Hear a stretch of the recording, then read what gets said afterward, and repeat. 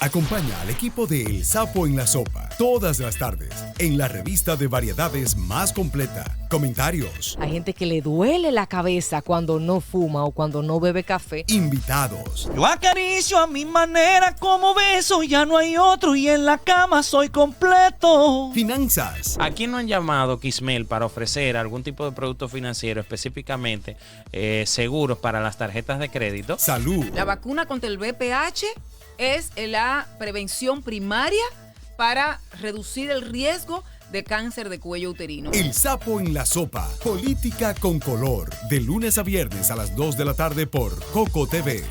El canal de todos. El canal de todos.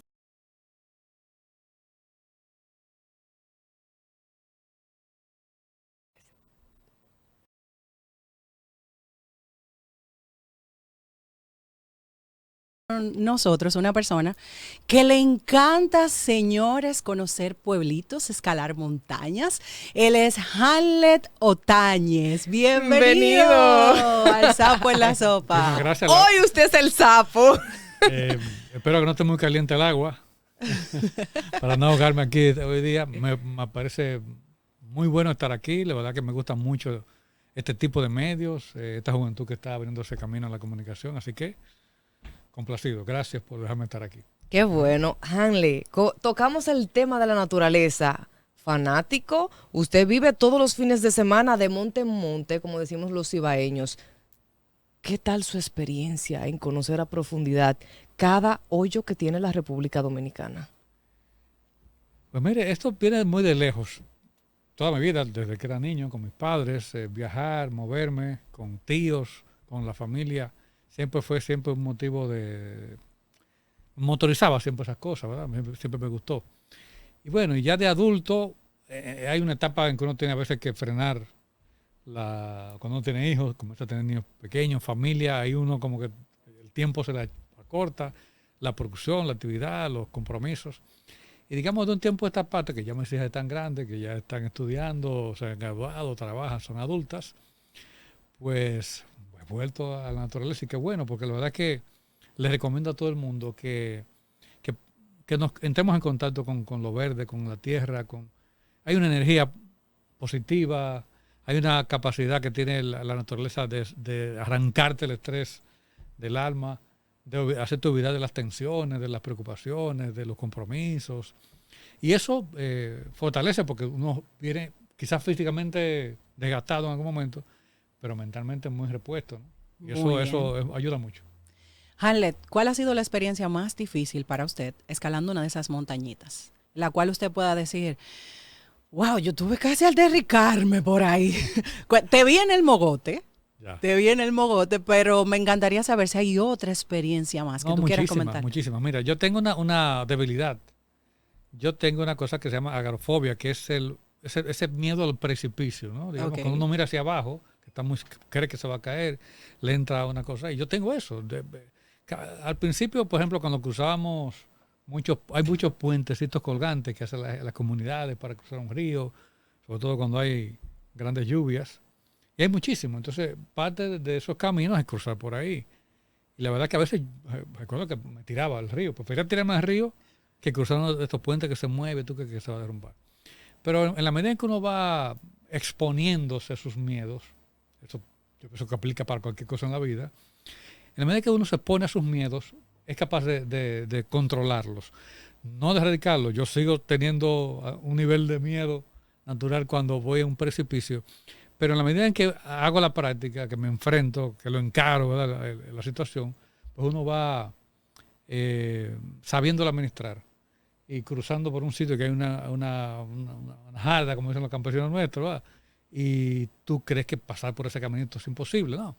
Te enfocas en lo que tienes que enfocarte, en la próxima piedra, en el próximo paso, en lo que tienes ahí para protegerte y cruzas. Estamos hablando de lo lindo hasta el momento. Para nosotros todo es precioso cuando se trata de la naturaleza, pero ¿y qué tal la responsabilidad de las personas cuando visitan ese lugar? Muy precario. Tristemente uno va a sitios hermosos que se encuentra con basura. Yo le digo a los amigos, porque hay una cierta comunidad, ¿no? Estamos los que caminamos, están los que andan en la bicicleta, están los que andan en las motocicletas. Ahora hay otro grupo que anda en unos carros de gomas grandes, con mucho ruido. Toda esa comunidad que pasa por las zonas rurales, tenemos que tener conciencia de esto, ¿no? Digamos, sí, nos llevamos el juguito, nos llevamos la cosa para alimentarnos, sobre todo para hidratarnos, pero no se puede tirar en el monte, entra en el bolsillo, lleva una funda. Nosotros, por ejemplo, el grupo que andamos, siempre llevamos una funda especial para los desechos, que lo traigamos, que no dejemos nada nunca donde está. Y de paso le digo algo a los motoristas y a los que andan en los carros. Los caminos que a ustedes muchas veces les encanta cuando hay lodo, cuando llueve, hacer estas piruetas y hacer muchos aceleramientos. Pues miren, esos son los caminos que la gente usa para sacar sus productos al otro día. Usted pasó el domingo, al otro día habrá un productor que estará sacando su producto por esa carretera que usted quizás está haciendo un hoyo, la está poniendo haciendo una zanja que la hacen peor para el tránsito. Entonces, manejemos esas cosas, esas emociones, ¿verdad? De estos aparatos. Pero en fin, sí, uno encuentra muchísimos momentos donde le duele ver la naturaleza degradada, el tema de la deforestación. Si vieron mi video de ayer, se van a dar cuenta que, por ejemplo, encontré una zona donde había pasado hace unos meses atrás un arroyo donde tuvimos que agarrarnos entre todos para cruzarlo. Era tanta la corriente, la fuerza del agua en ese punto, que no podíamos, una persona le complicaba cruzarlo. Hoy, ayer más bien, cuando pasamos, seco. Y había llovido por la zona, seco. ¿Por qué? Bueno, por la deforestación, por la destrucción de bosques. Es algo que uno sufre, que ve, que siente y que está teniendo un impacto terrible en nuestro medio ambiente. Mira, hay personas que ven las fotos en Instagram súper fabulosas o los videitos que uno hace cuando uno llega al lugar, cuando uno se estaciona en el lugar. Pero esas personas no entienden que hay un trillo, hay un trayecto que caminar, un trayecto que cuidar. Y cuando tú le invitas a una de esas aventuras por primera vez, ellos se encuentran como, ¿y para dónde fue que me trajeron? ¿Cuándo es que vamos a llegar? Es Pico Duarte que vamos. Exactamente. Entonces, ese tipo de personas que le gusta ver lo bonito y le gusta estar en lo bonito, pero no entiende que hay un proceso que pasar para llegar a ese lugar, ¿cuál es tu mensaje para esa persona?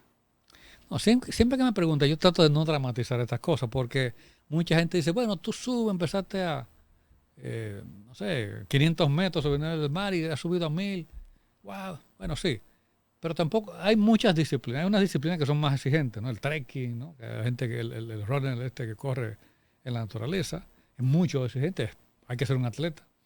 Pero el senderismo, que es un poco lo que uno practica, tiene otro ritmo. Ciertamente hay pendientes, hay bajadas fuertes, pero usted descansa. No es contra el reloj la carrera. Entonces usted descansa. El tema de la hidratación continua es algo muy importante, porque la hidratación es muy engañosa, muy peligrosa, es una de los grandes riesgos. Más que caerse, yo casi no me caigo, tengo alguna capacidad, pero el riesgo más importante para mí es deshidratarse. Así que yo siempre que me preguntan eso, digo, mire, usted arranca a caminar, haga 1 kilómetro, 2, 3, en principio, no tienen que ser 20. Y usted va a ir ganando forma, va ganando, descansa, come algo, sigue. No es tan difícil como se cree. Yo pienso que la fortaleza más importante es mental. Usted sabe, claro, que después que usted salió, no lo van a ir a buscar un helicóptero, ¿verdad? O sea, usted va a tener que salir de ahí. Usted va a tener que completar la ruta de una forma porque no lo van a ir a nadie a rescatar, a menos que le pase algo, Dios nos libre. Entonces, significa voluntad también. Y yo pienso que eso se puede trasladar a cualquier otra cosa de la vida. Es decir, empezaste una carrera, no todo va a ser color de rosa. Hay momentos difíciles, hay que seguir, hay que aguantar el chaparrón, aguantar la lluvia del momento y después continuar. Y eso pasa mucho en el senderismo. Por eso yo siempre digo que cada quien hace como su propia ruta. Yo que tengo muchos años, mucha experiencia haciendo la cosa, la hago de una forma. Usted no tiene que ser igual que yo. Suba su propia subida y baje su propia cuesta. Usted tocó una partecita muy interesante que me encantó. La hidratación tocó el agua. Usted fue director de Corazán. Por aquí pasó Mateo, que fue director de Corazán y afirmó que se bebía el agua de la llave. También pasó el ingeniero Andrés Burgo y afirmó que se bebía el agua de la llave. ¿Usted se toma el agua de la llave en la República Dominicana? Mira, no en todas partes, claro. Porque el agua para ser potable tiene que cumplir una serie de parámetros, ¿verdad? que van más allá del aspecto, que es un factor. ¿Verdad? Usted ve el agua turbia, pues le queda inseguridad. Pero también hay factores bacteriológicos, ¿verdad? Hay factores mineralógicos, hay metales pesados que puede haber en el agua, hay una serie de riesgos. Yo pienso que en Santiago, tradicionalmente hemos tenido un equipo en la Corazán que siempre ha sido muy profesional y mucho seguimiento a la calidad del producto. Entonces yo pienso que si el agua no pasa por una cisterna, si el agua no pasa por un tinaco bueno, los tinacos hay que limpiarlo, ¿verdad? Los tinacos hay que desinfectarlo periódicamente. Si usted le pone un tinaco ahí en su techo y nunca más lo ve, es una fuente de contaminación. Entonces, si el agua está en una circunstancia de suministro directo del acueducto, pues perfectamente se puede tomar. Yo creo que no. En Santiago. Fuera de Santiago, ya tendré que preguntar. Ok. O me tomo la que llevo, ¿no? Siempre. Perfecto. Así es. O sea, que creo que también es un aspecto que nos falta mucho. Porque la gestión del agua en República Dominicana lamentablemente no ha avanzado como uno hubiera querido. Y hay muchos déficits en esa área, en ese sector. Pero usted tocó Santiago, por ejemplo, al pueblo de Santiago. Si no tiene agua almacenada y el agua es directa de la tubería, ¿usted le diría que se la tome a confianza? Es un agua segura. Es un agua segura. De verdad, Ale, no podemos beber el agua tranquilo de la llave. Claro. Yo, aunque tengo mucho que no, digamos que no voy a Corazán o no tengo, digamos, pero supongo que espero que sea así, ¿no? Que en la página de Corazán colgarán, digamos, los resultados de las pruebas de laboratorio, los resultados del monitoreo que se hace en la red, y esos resultados supongo que son públicos, ¿no? Y ahí se puede ver perfectamente. En el tiempo que usted duró en Corazán, en ese tiempo los equipos que se utilizaban para procesar el agua eran de calidad, eran equipos de punta, de tecnología de punta, o nos falta un tantito para llegar a otros países desarrollados. No, yo pienso que digamos, los métodos de depuración del agua están muy estandarizados. Digamos, es algo que se conoce en todo el mundo, incluyendo en nuestro país, por supuesto. Y yo pienso que el proceso de tratamiento es algo que más o menos se tiene bien controlado. Los riesgos están más en la red. Lo digo en el caso de Santiago, ¿verdad? Porque fuera del caso de Santiago, pues ya no creo que sea así.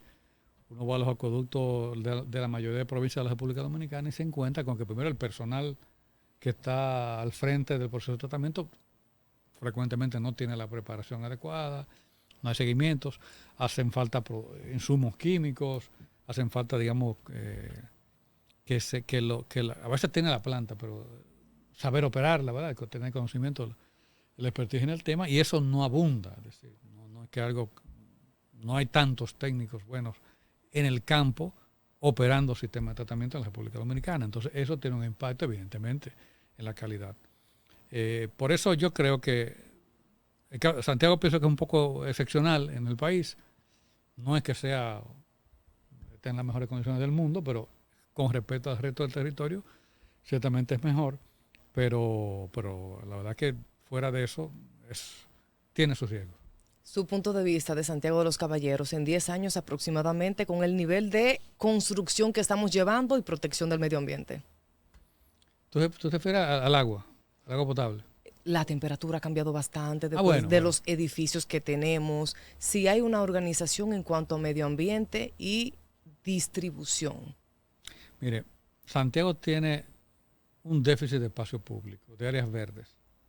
Si nosotros nos fijamos en la ciudad, aquí hay pocos parques. Y la mayoría son parques que tienen concreto, hormigón. No, aquí hubo como no sé, porque la mayoría de parques que uno ve en otros países, la gente sale al parque a ver el verde, ¿no? A encontrarse con el pasto, con un árbol. Aquí son caminos con concreto, con asfalto. Hierros altos. Todo está muy impermeabilizado, muy cerrado, que da miedo a veces entrar. Entonces, ¿qué es lo que tenemos? Lo que tenemos es una ciudad muy impermeable, muy cubierta. Pocos áreas de escorrentía, de infiltración del agua. Por eso cuando llueve cada día más tenemos grandes lagunas, tenemos largos periodos de retención del agua en una esquina, ¿verdad? Que impide el tránsito, que impide muchísimas cosas, que pone en riesgo, por supuesto, la integridad de los ciudadanos. Entonces, sí, la huella urbana de Santiago es enorme, más de 90 kilómetros, casi 100 kilómetros cuadrados. O sea, estamos haciendo una gran urbe impermeable y eso tiene consecuencias. Esa huella de calor gigantesca que tenemos, ese calor producido por esa especie de efecto invernadero, sobre todo en el centro, el casco céntrico, donde los gases de los vehículos, de la fábrica, todo nuestro aire acondicionado, todo el aparato, todo esto emite calores, ¿no? Y eso se queda en la atmósfera. Y eso hace que nos genere una especie de burbuja que aumenta la temperatura. Yo lo pruebo a cada rato. Cada vez que voy a uno de esos senderos y veo la temperatura, que de pronto allá arriba está en 26, 27 grados, baja a la ciudad está en 34, 33. Hay siempre 5, 6, 7 grados Celsius de diferencia con respecto a las alturas de la montaña. Lo que significa que estamos viviendo en la ciudad en ese punto. El tema de los desechos sólidos, el tema de la basura, es tremendo, es gravísimo lo que vivimos. Las cañadas llenas de basura. Miren, yo, por ejemplo, ustedes lo ven todos los días, un camión recolector de basura, que aquí son los camiones más viejos y más destartalados que uno ve en cualquier ciudad. Esos camiones recogen tu basura, pero también te dejan un lixiviado, unos líquidos, sí, fruto de la basura por el mal estado de los camiones. Y ahí le exhorto, hay una nueva administración municipal en Santiago. Ojalá que el alcalde nuevo haga un concurso, una licitación pública, para que el que la gane, el oferente, el que va a prestar el servicio, pues logre tener equipos recolectores en mejores condiciones, que no sean esos tietos viejos, ¿no? Entonces, toda la ciudad se llena de esos líquidos, y es un mal olor tremendo, es terrible, ¿no? Usted tocó un punto muy importante y fue el tema de la basura. ¿Cómo usted visualiza el tema de que muchas empresas no quieren dar funda al momento de usted comprar, pero resulta que el supermercado completo, todos sus empaques son plástico, pero no me quieres dar la funda? ¿Es doble moral o es directamente un interés por el medio ambiente?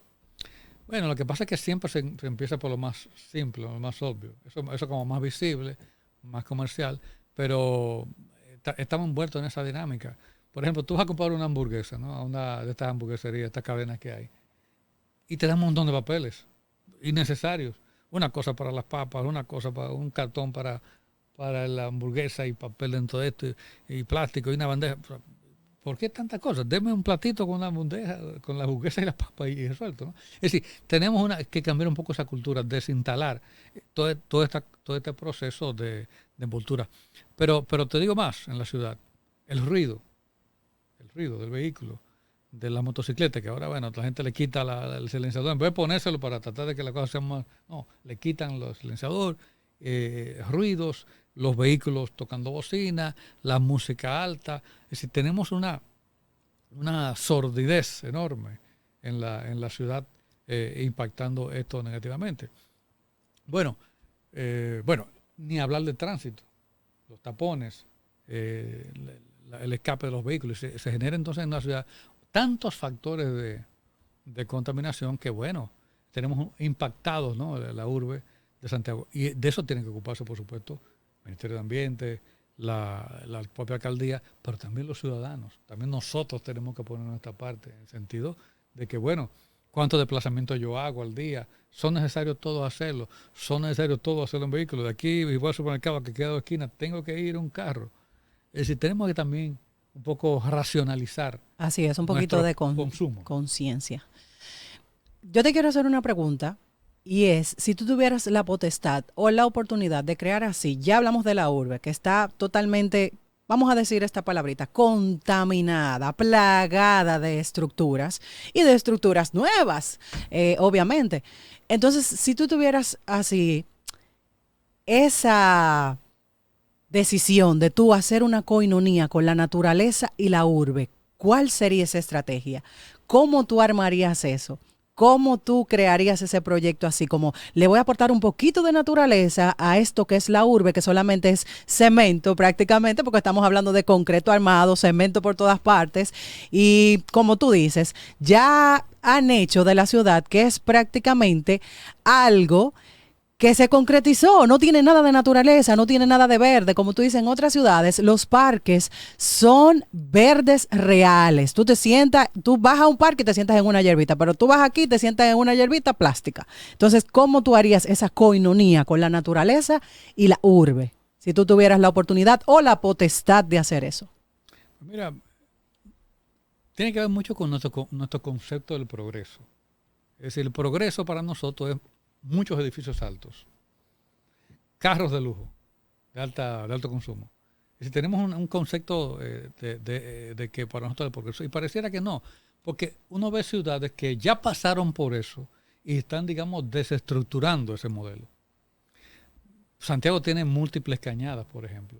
Yo no creo en concepto de meterle concreto a todas esas cañadas. Yo creo en el concepto de crear una protección a esa cuenca, a esas riberas de esa cañada, que se conviertan en parques lineales, que se conviertan en vías verdes, donde si yo de pronto vivo, qué sé yo, en Villa María, y voy de pronto a estudiar o voy a pagar a Corazán el agua, pues ¿qué tal si todas esas cañadas que unen a Santiago yo pudiera tomar una bicicleta, irme por una zona sombreada y llegar a esa oficina a trabajar o a estudiar o a hacer un reclamo, un servicio?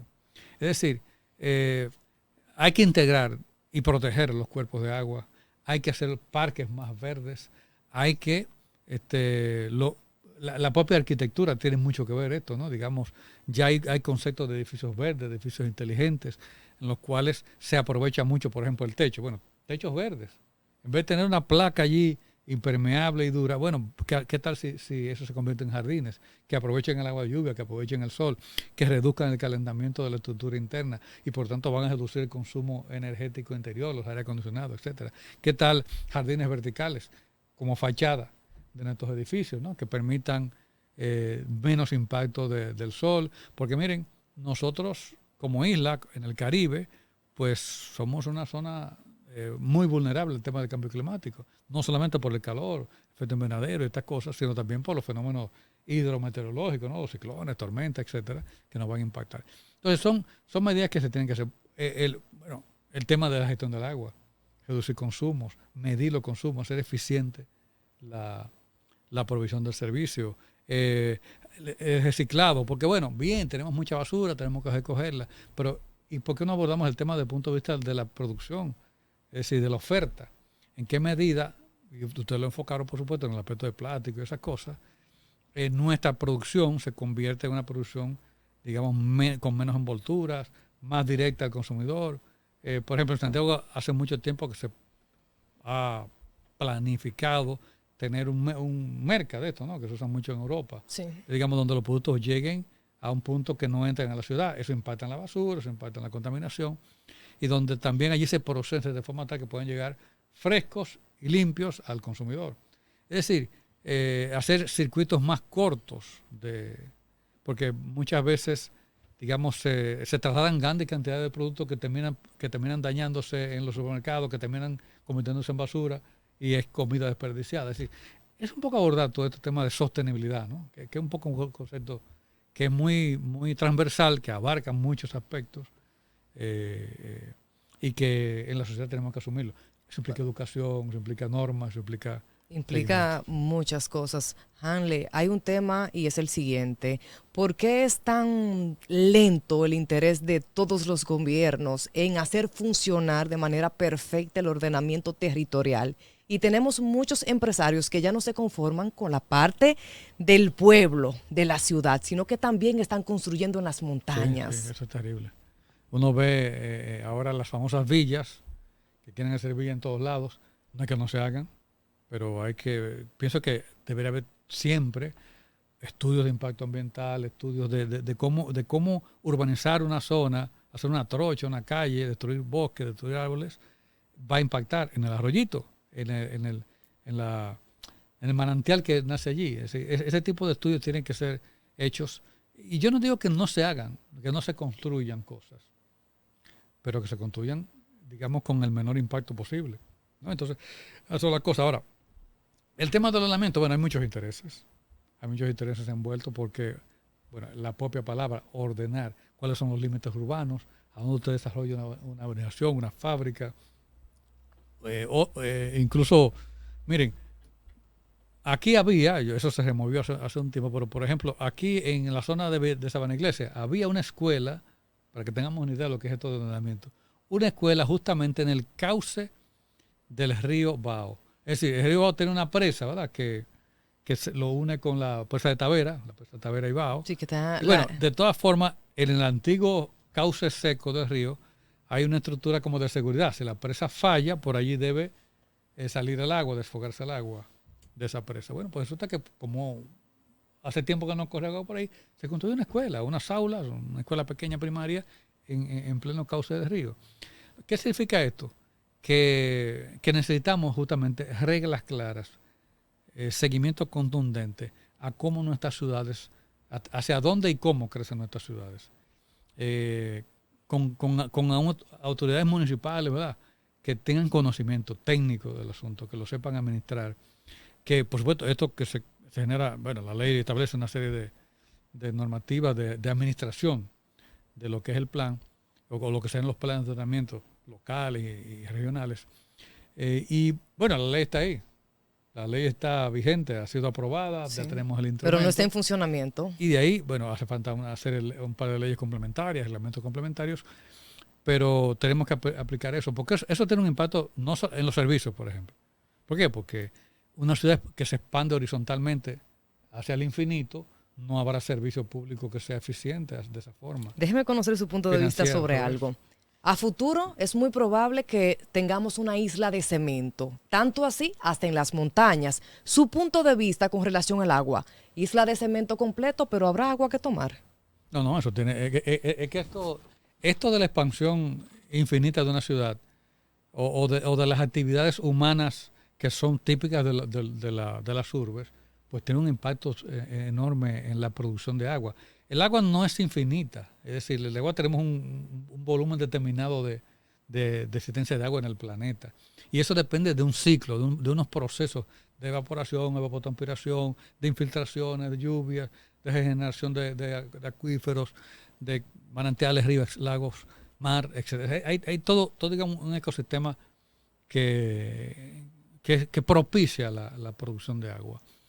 Cuando usted comienza a alterar eso, porque no solamente con una ciudad, también con la agricultura, en nuestro país con la ganadería. La ganadería es una cosa tremenda, ¿no? Esa ganadería descontrolada, que lo que hace es volver más impermeables los suelos, eliminar la capa vegetal de los suelos, reducir entonces la infiltración de agua, y por eso tenemos ríos secos que con una lluvia se convierten en grandes escorrentías violentas que degradan el suelo, que degradan la corteza terrestre y generan entonces esa desertificación de la que estamos hablando. ¿Cómo se revierte esto? Recuperando la capa boscosa, definitivamente. O sea, se revierte haciendo menos áreas sin bosque, menos áreas sin árbol. El árbol es fundamental en esto, porque el árbol no es solamente no es que ale el agua, es que protege el suelo, lo más importante. Así. Hace muchísimo tiempo la República Dominicana está padeciendo algo y son esas personas que se mudan a la orilla del río, pero el gobierno las reorganiza, le da estructuras buenas, confiables, donde vivir, pero ellos vuelven a la orilla del río. ¿Entiendes tú que esas personas deberían ser penalizadas por este acto? Bueno, ¿O tienes tú una solución de uno hacer entender a esas personas que no es que está mal porque vayan a contaminar, es parte de, porque contaminan el agua, sino que también está mal porque si ocurre un fenómeno, ellos pueden hasta perder la vida y son cosas que ya ellos la saben. Entonces, una solución de cómo el gobierno podría hacer a esas personas entrar en razón. Mira, esto tiene que ver con mucho, es complejo este problema, porque generalmente los abordajes son como muy ingenieriles. Yo construyo esto, desalojo. Bueno, pero hay una parte social en esto, un poco de ingeniería social. Una persona que está ubicada en un lugar, no es solamente la ubicación física, es que sus actividades de educación, de trabajo, sus relaciones sociales, de amistosas, todo, su cultura, digamos, como sociedad, están ubicadas allí. Cuando tú extraes a esa persona y la movilizas a un sitio donde esa persona no tiene, esa familia no tiene esas mismas condiciones de vida, pues vamos a tornar a donde le es propicia la vida. Porque bueno, entonces, cuando se generen estos proyectos, tienen que ser generados con una contraparte técnica, pero también con una contraparte, digamos, sociológica, ¿no? Que pueda estudiar y entender para generar no solamente reducir los impactos ambientales, también los impactos sociales, los impactos económicos. Entonces hay que estudiar todo esto. De hecho, muchos organismos internacionales que financian proyectos no dan un peso hasta que no tienen estos estudios sociales, ambientales a mano, que permitan ver qué va a ocurrir y prever los riesgos, no solamente de que la estructura funcione o no funcione, sino también los riesgos sociales que se generan. Hay experiencias buenísimas que uno puede contar por allí, hay muchísimas lecciones aprendidas que tenemos que aplicar los responsables, los gobiernos, etcétera, para que cuando se emprenda una acción pública se tome en cuenta no solamente el factor técnico. Y es como tú decías, mientras sigan haciendo Esto lo dice un técnico, ¿verdad? Pero mientras sigan haciendo esas muchos escuelas cerca del río, obviamente la gente va a vivir cerca de la escuela. Así Tiene es. mucho que ver. Y siempre la humanidad vive cerca de los ríos. Siempre. Es decir, todas las ciudades se generan alrededor de una fuente de agua. Usted lo va a encontrar en toda parte del mundo, el Támesis de Londres, ¿verdad? El Sena de París, el Yaque de Santiago, el Osama de Santo Domingo, siempre hay un río. Ahora, el tema es cómo nosotros convivimos con tener un río en nuestro entorno. Cómo nosotros vivimos de frente al río, incorporándolo con respeto a nuestra vida, a nuestra sociedad. Entonces, ese es el gran reto, ¿no? Que el río no sea el punto del desecho, sino que el río sea la fuente de vida, la fuente de disfrute, la fuente de esparcimiento, la fuente de entrar en contacto con esa naturaleza que veíamos al principio de la conversación, ¿no? Los gobiernos son muy dados a querer forzar en la construcción de presas, a pesar de que la población por lo general siempre está en contra. Construir presas garantiza a futuro un respaldo a la escasez de agua. Mira, las presas pueden, bien gestionadas, pueden tener, por supuesto, una gestión, una contribución importante a, bueno, Santiago, sin las presas de Tavera y de Bá, por ejemplo, no tendríamos tan fácil el suministro de agua. Ahora bien, en los últimos años se habla más de gestión integral de una cuenca. Es decir, un río no es simplemente una línea azul donde corre el agua, ¿no? Un río es parte o es la consecuencia de todo un sistema, desde la alta montaña, la parte media, la parte baja, donde hay bosques, donde hay determinado tipo fisonomía, ¿no? Pendiente, etcétera, donde hay vida, fauna, ser humano, y todo eso tiene que generar una armonía, digamos un funcionamiento dentro de esa cuenca que permita la preservación de las riquezas, entre ellas, por supuesto, el agua y las riquezas minerales, ¿verdad? Los vegetales, etcétera. Entonces, el reto es que tenemos que tener una mirada más amplia, es decir, no ver solamente el agua aquí, ¿no? La vemos en Santiago, ¿no? No, es que tener agua aquí significa cómo se está manejando la cosa en Manabao, en Jarabacoa, cómo se está manejando en la cordillera septentrional, en la zona de Palo Alto. Una continuidad. Entonces, hay que ver, digamos, un poco el panorama más completo y tomar las medidas para generar esos impactos, sabiendo que tenemos que producir alimentos, sabiendo que tenemos que tener industria, porque yo pienso, yo no soy de los fundamentalistas que creen que todo se soluciona, digamos, ausentando las actividades humanas del entorno, ¿no? Lo que hay que hacer, actividades humanas con impactos bien administrados para generar armonía, por supuesto. Así es. Señores, el tiempo se ha agotado. Para nosotros felices, contentos que el señor Hanley se encuentre aquí en El Sapo en la Sopa. Ustedes que están ahí en sintonía, muchísimas gracias. Despídanse, denle cariño a la audiencia del Sapo en la Sopa, señores. Como dice la gente, denle like, suscríbanse al canal. Claro, y activen la campanita. Él sabe de esto. Bye, será hasta mañana. Hasta luego. Muchísimas gracias.